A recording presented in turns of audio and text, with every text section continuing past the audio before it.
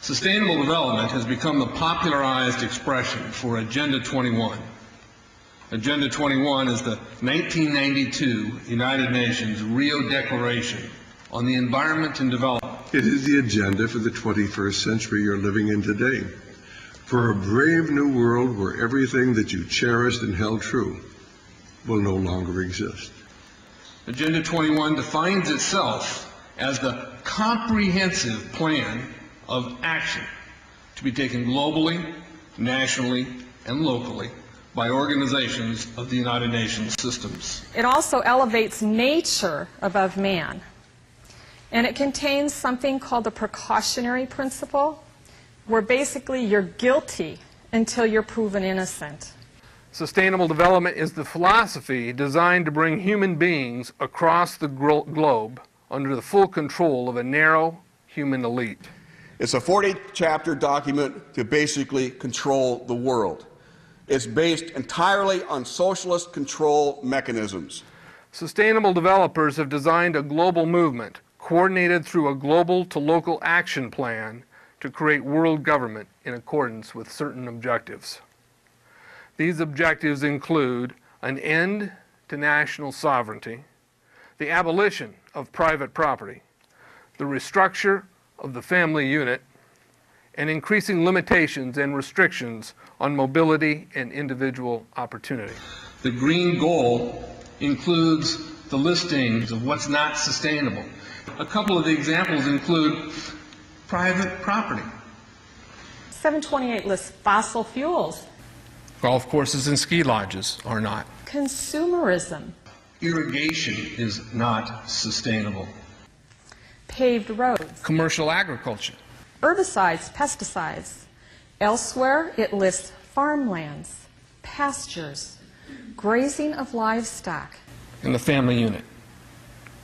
The focus of sustainable development is the abolition of private property, societal undermining of the family, and abandonment of the constitutional protection of unalienable rights as described in the Declaration of Independence. You see, I sat on the Santa Cruz Agenda 21 committees. Now, this was a lot of crazy ideas. This was back in the mid-90s. Crazy ideas I heard. Mother Earth's surface wasn't to be scratched. Human beings were to be concentrated into human settlement zones. Educational systems were to focus on the environment as the central organizing principle. All aspects of life were covered. Well, I went to these committees at the request of some people who told me that I needed to understand what was going on, and I came back and I said, this is craziness. This is so silly. It has no chance of having any effect on our society. Well, I was wrong. The United States government's support for sustainable development, Agenda 21, is very clear. In 1992, while the Rio Conference was going on, George Bush, then president, was there where he executed the Agenda 21 protocols on behalf of the United States and brought it back to Washington, D.C. Within a year, Bill Clinton, by executive order, no congressional review, established the President's Council for Sustainable Development. In Santa Cruz, we've got a 2-lane freeway system. We need 4, but what we're getting is hundreds of millions of dollars of federal money to take a dilapidated rail line that Southern Pacific wants to put in the hands of somebody else so that a commuter line can be built along the railroad track. That'll be followed by 14-story buildings where people will live and stack them and pack them units, where developers or so-called sustainable developers will build these high-rises with federal dollars. In fact, Santa Cruz has received a $300 million federal grant to build the first 3,000 of these stack them and pack them units. The County Board of Supervisors has said if you are a sustainable developer, you're immune from any construction defect liability. It's a partnership between selected developers building this new world order and the government using the American taxpayer dollars in order to do it. This is a map of the Wildlands Project. To explain the map, the red are areas that are to be off limits to human beings. No resource development, no human activity. If you live there, you won't. The yellow areas are the areas for major control of all human activity. If you live there, you won't. The black areas, the black dots, are the smart growth zones. That's where human beings are to be stacked and packed in small living units along rail tracks.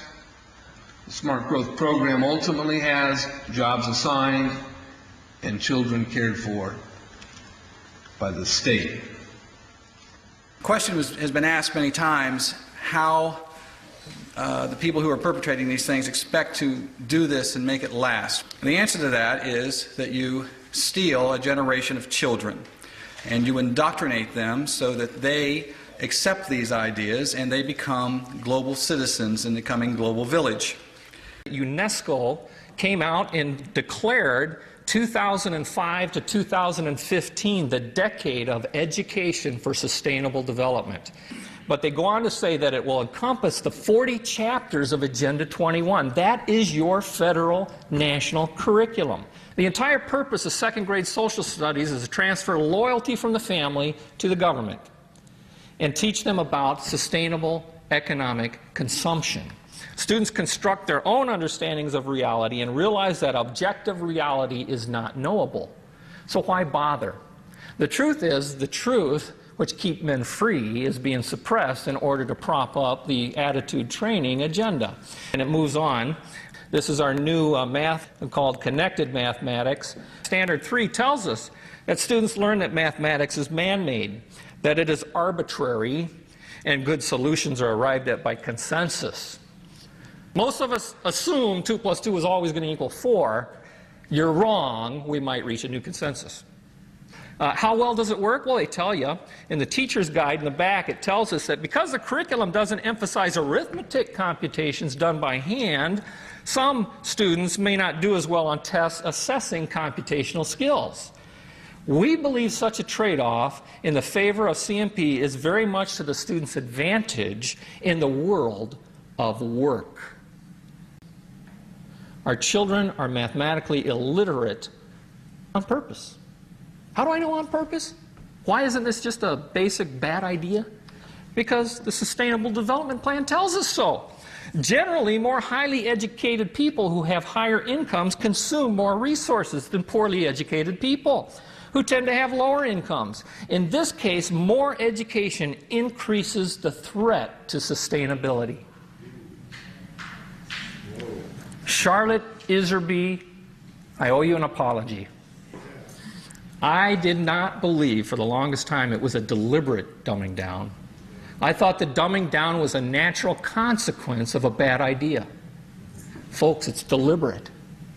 It's deliberate. The sustainable globalist goal is the orchestration of a planned fall of American principles, values, and lifestyles. The effect on the average American will be devastating.